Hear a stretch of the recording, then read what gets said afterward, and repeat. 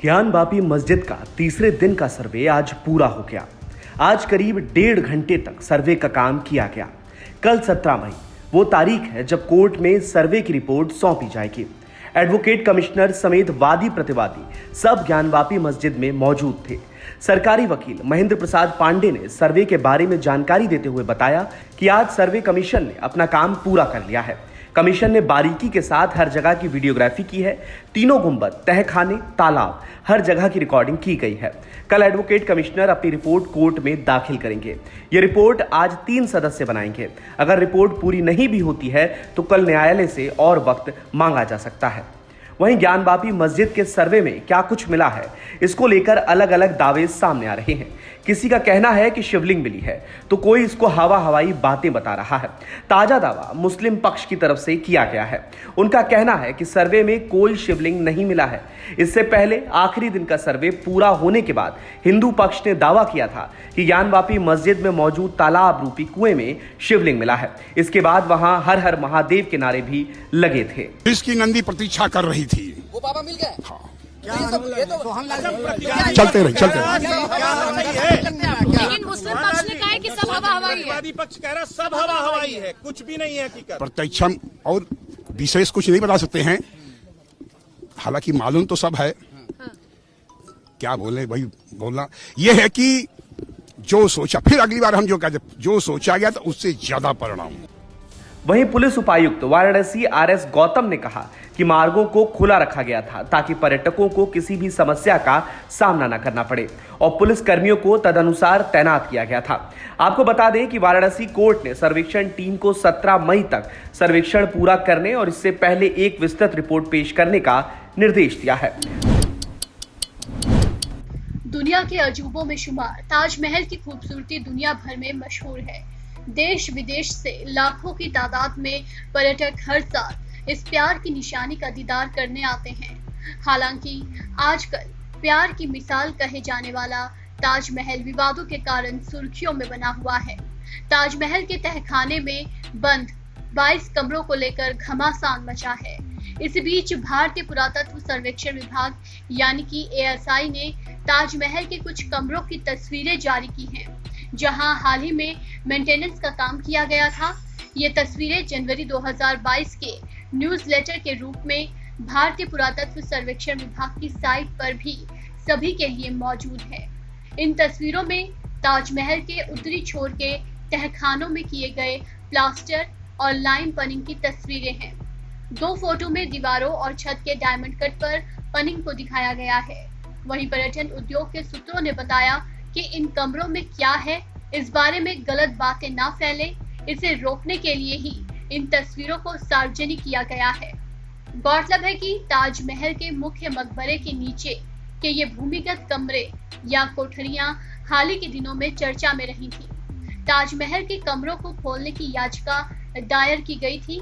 याचिकाकर्ता का कहना था कि ताजमहल में लगभग 20 कमरे बंद हैं और किसी को भी यहाँ प्रवेश की अनुमति नहीं है। ऐसा माना जाता है कि इन कमरों में हिंदू देवताओं की मूर्तियां हैं। याचिकाकर्ता की वहां हिंदू मूर्तियां या धर्म ग्रंथों की मौजूदगी से संबंधित सबूत की तलाश करने की याचिका को हाईकोर्ट की लखनऊ पीठ ने बृहस्पतिवार को खारिज कर दिया था। हाईकोर्ट ने कहा था कि आप एक समिति के माध्यम से तथ्यों की खोज की मांग कर रहे हैं। आप कौन होते हैं, ये आपका अधिकार नहीं है और ना ही ये RTI अधिनियम के दायरे में है। हम आपकी दलील से सहमत नहीं हैं। ये याचिका खारिज की जाती है। अदालत ने याचिकाकर्ता को फटकार लगाते हुए कहा था कि क्या इतिहास आपके मुताबिक पढ़ा जाएगा। याचिका की व्यवस्था का मजाक बनाना ठीक नहीं है। हाईकोर्ट ने याचिकाकर्ता से कहा था कि ताजमहल किसने बनवाया, जाओ पहले इसकी पूरी रिसर्च करो। पिछले कुछ दिनों में देश में हुए हिंसक झड़पों और दंगों को लेकर राजस्थान के मुख्यमंत्री अशोक गहलोत ने बीजेपी पर निशाना साधा। उन्होंने दंगों के लिए बीजेपी को जिम्मेदार ठहराया और कहा कि दंगे से जिस पार्टी को फायदा होता है वो दंगे करवाती है। दंगे के जो आरोपी पकड़े जा रहे हैं उनमें बीजेपी और RSS के लोग हैं, दंगे में इटली के लोग नहीं। इसका मतलब बीजेपी दंगे करवाती है। जो पकड़े जा रहे हैं जो आरोपी है वो सब आरएसएस बीजेपी के बैकग्राउंड के इसलिए कह रहे हैं।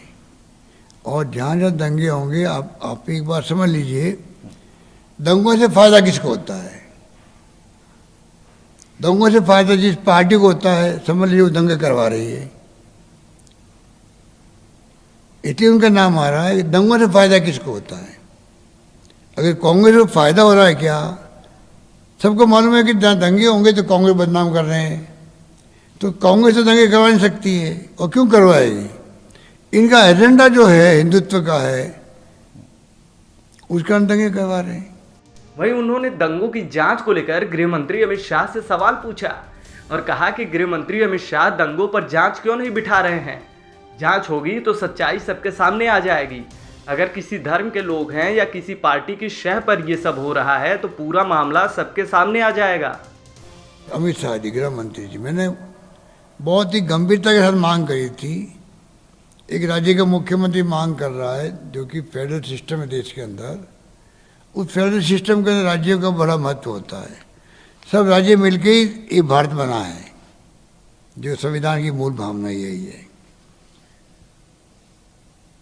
और संविधान के अंदर राज्यों की बात की गई है, फेडरल सिस्टम के अंदर।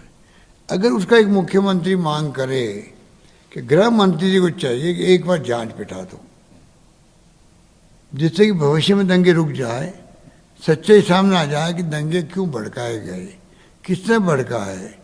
कोई राजनीतिक पार्टी होगी तो एक्सपोज हो जाएगी, कोई धर्म के लोग होंगे, चाहे वो हिंदू हो मुस्लिम हो कोई हो, मालूम पड़ जाएगा आपको।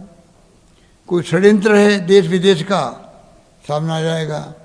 इसमें बुरी बात क्या है? अगर मान लो जांच बिठवा देते हैं तो कोई बुराई नहीं है, सच्चाई सामने आ जाएगी। तो वो साहस क्यों नहीं दिखा रहे हैं गृह मंत्री जी? वहीं राहुल गांधी के संबोधन पर जब मुख्यमंत्री अशोक गहलोत से सवाल किया गया कि क्या कांग्रेस के लोग गिरते प्रदर्शन से निराश हो जाते हैं, तो इस पर उन्होंने कहा कि मैं पूरे कॉन्फिडेंस के साथ राजनीति करता हूं और सच्चाई के साथ खड़ा रहता हूं।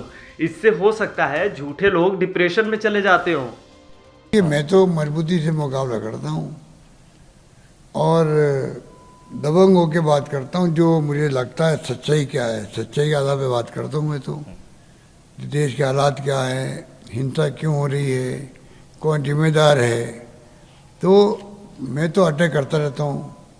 हो सकता है जिन पे अटैक करता हूँ वो डिप्रेशन में जाते होंगे। मेरा जाने का तो पैसे नहीं उठता कि मैं पूरी कॉन्फिडेंस के साथ में राजनीति करता हूँ।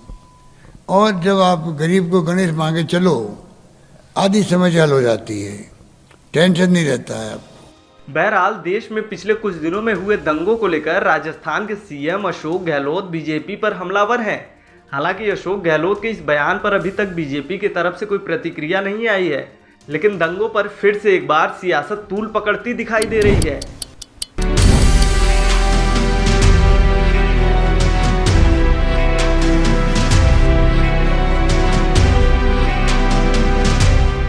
जहां तक निगाहें घुमाओ वहां तक सिर्फ पानी ही पानी। घर, खेत, सड़क, पुल, रेल लाइनें सब लापता। दरअसल असम में बीते कई दिनों से बारिश हो रही है। बारिश के बाद बाढ़ जैसे हालात बन गए हैं। असम के कई गांव पानी में डूब गए हैं, जिससे हजारों लोग प्रभावित हुए हैं। सरकारी आंकड़ों के मुताबिक असम में इस समय 7 जिलों के करीब 57,000 लोग बाढ़ से प्रभावित हैं। असम के अलग अलग हिस्सों से आ रही तस्वीरों से एक के बाद एक भयानक मंजर नुमाया हो रहा है। आलम यह है कि नदियों का उफान खेत खलियान, घर, सड़क, पुल सब तोड़ते हुए बढ़ रहा है।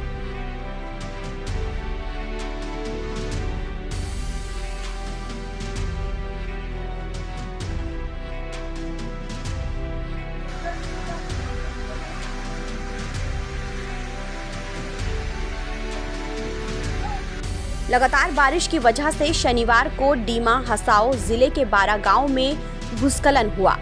इस घटना में 3 लोगों की मौत हो गई और 80 से ज्यादा घर तबाह हो गए। बड़े पैमाने पर भूस्खलन और जलभराव की वजह से पहाड़ी इलाकों में रेलवे ट्रैक, पुल और सड़क संचार को भारी नुकसान पहुंचा है। यहां तक कि ट्रेनों को आगे जाने के लिए घंटों इंतजार करना पड़ रहा है। बाढ़ से इंसान तो जूझ ही रहे हैं, जानवरों को भी इससे खासी परेशानियों का सामना करना पड़ रहा है।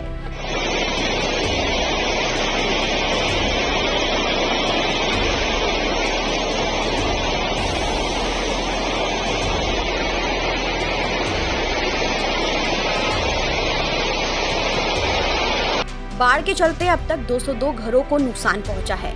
सेना, अर्धसैनिक बल, SDRF, फायर और आपात सेवाओं से जुड़े कर्मचारी बाढ़ प्रभावित इलाकों में राहत और बचाव अभियान चला रहे हैं। असम और पड़ोसी राज्य मेघालय और अरुणाचल प्रदेश में पिछले कुछ दिनों से लगातार बारिश हो रही है। इससे कई नदियों का जल स्तर धीरे धीरे बढ़ रहा है और कोपिली नदी का पानी खतरे के निशान से ऊपर बह रहा है। देश भर में कोरोना के मामले हर रोज सामने आ रहे हैं, लेकिन राहत की बात यह है कि पिछले दिनों के आंकड़ों पर नजर डालें तो कोरोना के मामलों में कमी दर्ज की जा रही है। भारत में पिछले 24 घंटे में कोरोना वायरस के 2200 नए मामले दर्ज किए गए हैं, जो कि कल से 11.5% कम है। वहीं नए मामले सामने आने के बाद पूरे भारत में अभी तक कोरोना के कुल 4,31,23,801 केस दर्ज किए गए हैं। वहीं इस दौरान पिछले 24 घंटों में कोरोना वायरस से 27 लोगों की मौत हुई है। अब तक कोरोना वायरस से भारत में 5,24,241 लोगों की मौत हो चुकी है। इस समय देश में कोरोना के एक्टिव केसों की संख्या 17,317 है। वहीं 24 घंटे में कोविड-19 से 2,550 लोग कोरोना को मात देने में कामयाब रहे हैं, जिसके साथ ही इस घातक वायरस से सही होने वालों का आंकड़ा 4,25,82,243 पर पहुंच गया है। भारत में रिकवरी रेट 98.74% पहुंच गया है। कोरोना वायरस के सबसे ज्यादा केस दिल्ली से सामने आ रहे हैं। 613 केस के साथ दिल्ली टॉप पर है, तो वहीं केरल में 428, हरियाणा में 302, महाराष्ट्र में 255 और उत्तर प्रदेश में 153 केस सामने आए हैं। देश में कुल मिले केस में से 79.52 केस इन्हीं राज्यों से मिले हैं। दिल्ली में अकेले 27.84% केस मिले हैं। कोरोना की वैक्सीन लगाने का अभियान देश में तेजी के साथ चल रहा है। पिछले 24 घंटे में 3,10,218 लोगों को कोरोना वैक्सीन की डोज लगाई गई है। अब तक कुल 191,37,34,314 लोगों को कोरोना वैक्सीन की डोज लगाई जा चुकी है। इस वक्त देश में 12 साल से कम उम्र के बच्चों को छोड़कर बाकी सभी उम्र के लोगों को कोरोना वैक्सीन की दोनों खुराक देने का काम बड़ी तेजी से चल रहा है। वहीं देश भर में कोरोना रोधी टीके की बूस्टर डोज लेने वालों की संख्या भी लगातार बढ़ रही है। कोरोना महामारी शुरू होने के 2 साल बाद भी दुनिया भर में हर जगह कोविड-19 के हजारों मामले दर्ज किए जा रहे हैं। संक्रमण के नए स्वरूपों के बढ़ने के साथ ही कोविड के लक्षणों में भी बदलाव आ रहा है। बेशक भारत में कोरोना के आंकड़ों में कमी दर्ज की जा रही हो, लेकिन ये वक्त लापरवाही बरतने का नहीं है, बल्कि कोरोना के नियमों का पालन कर खुद और परिवार को सुरक्षित रखने का है। ऐसे में हमें मास्क पहनना और सैनिटाइजर का इस्तेमाल करते रहना चाहिए ताकि कोरोना से सुरक्षित रह सकें। फिलहाल इस खबर में इतना ही। देश और दुनिया की तमाम खबरों के लिए आप बने रहिए वन इंडिया हिंदी के साथ।